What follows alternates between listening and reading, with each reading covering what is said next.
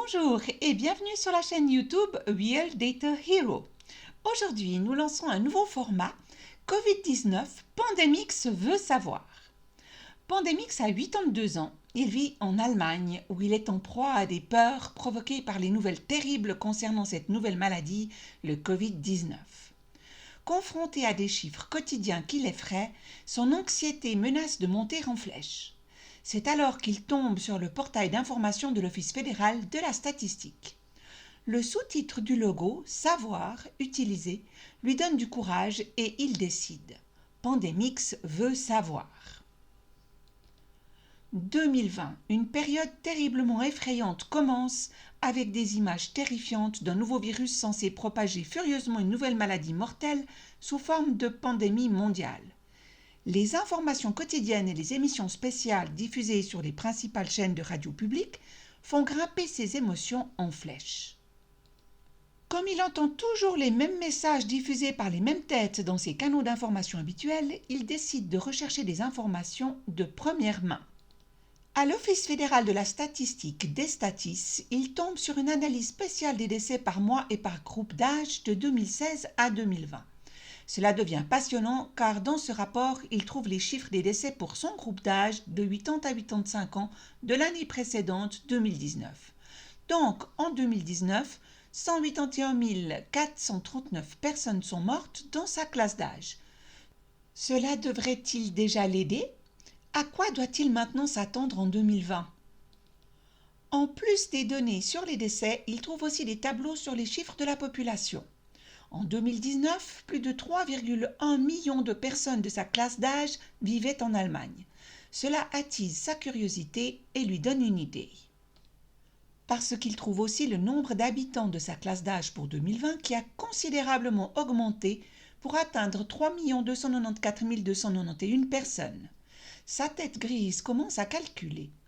Si 182 684 personnes de plus sont en vie aujourd'hui, certains vont sûrement mourir.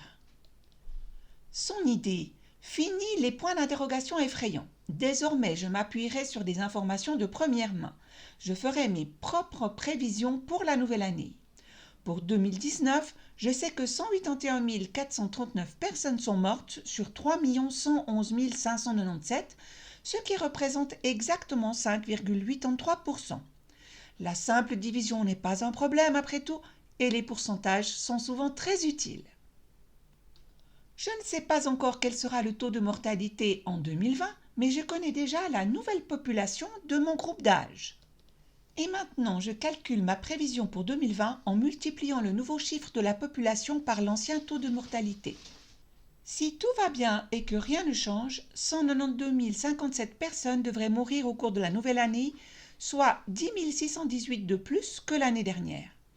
C'est là que les nouvelles résonnent à mes oreilles. Plus de gens meurent, c'est la faute du Covid.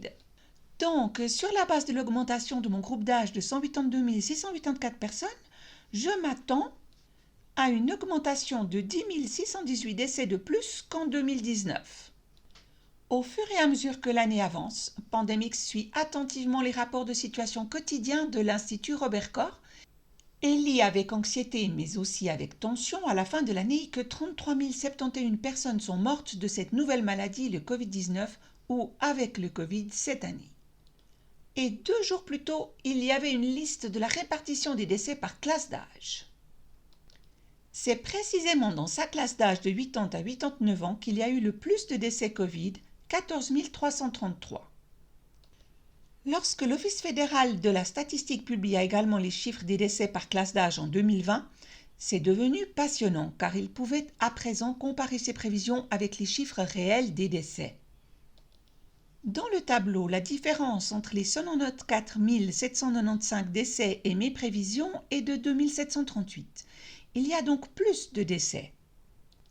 Mais comment cela s'accorde-t-il avec le nombre élevé de décès Covid ?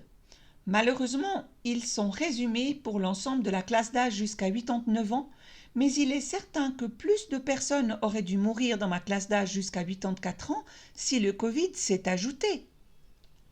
Mais voilà que la curiosité prend le dessus.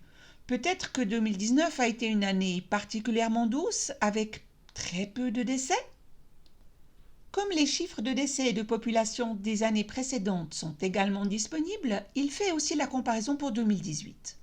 D'abord, la prévision avec le taux de mortalité calculé à partir des chiffres de décès et de population de 2018, puis avec le nouveau chiffre de population de 2020 que la prévision a calculé.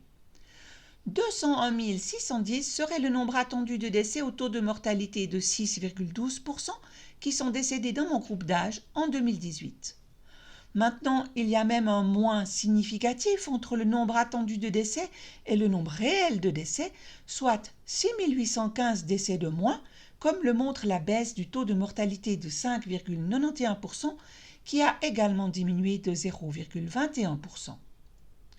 À présent, Pandemix a également constaté que 2018 a été une année de grippe particulièrement mauvaise, avec plus de 25 000 personnes décédées de la grippe, que 2020 ait été en fait significativement meilleur que 2018 malgré le Covid-19 serait donc peut-être un cas particulier. La seule option restante est d'utiliser 2017 comme année de comparaison. Une fois de plus, on constate une différence négative entre la valeur réelle et la valeur de prévision attendue. Et cette fois-ci, la différence est encore plus importante qu'en 2018, avec 7 316 décès en dessous de ce qui était prévu. Voilà que le mystère sur les nombreux décès Covid qui ont dominé les nouvelles jour après jour s'épaissit. Si les chiffres de décès plus élevés peuvent s'expliquer juste avec l'augmentation de ce groupe de population et que les chiffres de décès ont en fait proportionnellement diminué, comment peut-on expliquer le grand nombre de décès estimés d'au moins 6 000 Covid dans son groupe d'âge? Alors, toutes les autres causes de décès doivent avoir diminué de manière significative. Pandemix ne peut qu'arriver aux conclusions suivantes. Le Covid-19 est une nouvelle maladie avec un nouveau nom, un nouvel agent pathogène aux symptômes semblables à ceux de la grippe. Cependant, le Covid-19 n'a pas entraîné d'augmentation statistiquement vérifiable du nombre de décès en 2020.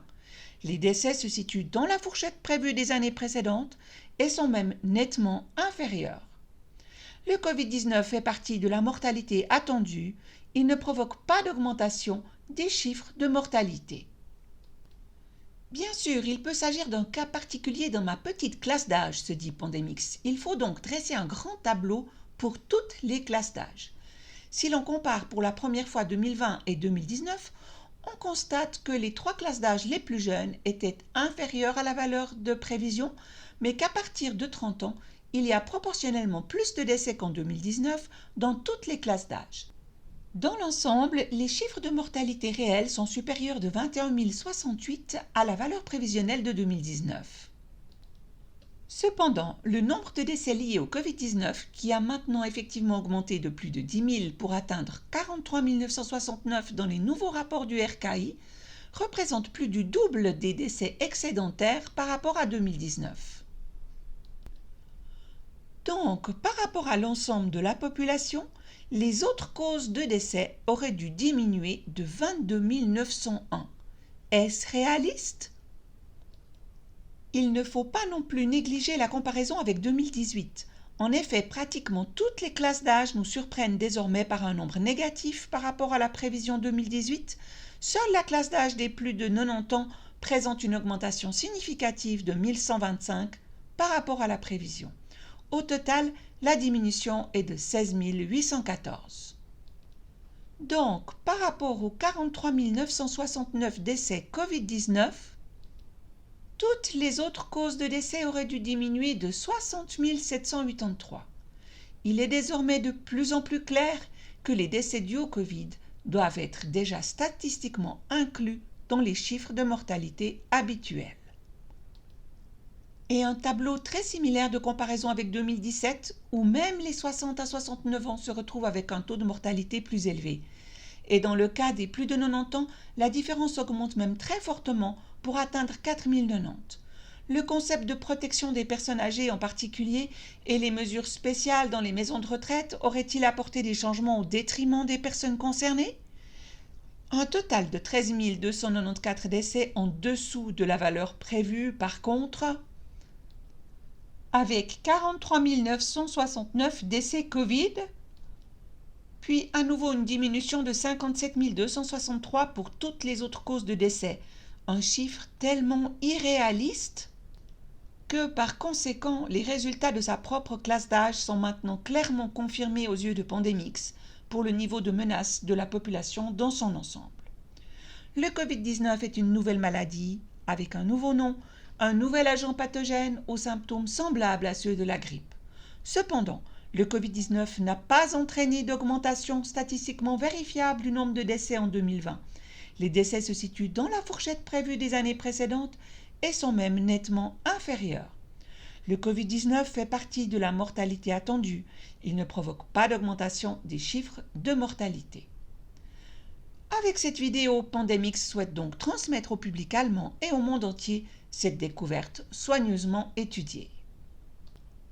Si vous appréciez le nouveau format Pandemix veut savoir, mettez un like, abonnez-vous à la chaîne et téléchargez le matériel de cette vidéo sur la chaîne Telegram. En vous remerciant de votre intérêt et de votre attention, je vous dis au revoir et à très bientôt.